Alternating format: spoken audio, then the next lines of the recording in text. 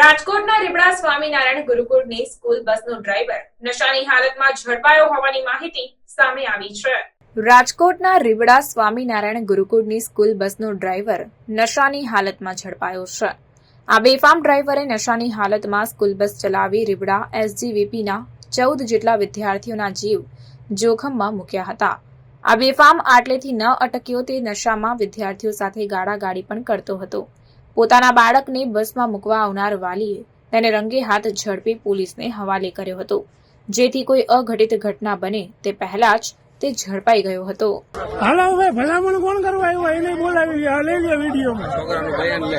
ઉભો રહે, લખો ને ઉભો રહે। શું કરતા હતા બેટા એ ડ્રાઈવર? મને મારા ભાઈબંધને કહેતા હતા કે તાર તમાકુ ખાવું હે, દારૂ પીવો હે। શું કરતા હતા બેટા? મને એમ કહેતા વોશરૂમ કરી લીધું ને મને એમ કહેતા હતા તમાકુ ખાવું હે। શું કરતા હતા? ઈ નહોતો ગાડી કઈ રીતે હલાવતા હતા? દારૂ પીતા હતા ને ઓલો કે દારૂની બોટલ હતી અંદર। ઈ ક્યાં ગઈ દારૂની બોટલ? ઓલો સામે પીપી કરી લીધી। હા, અમાર સામે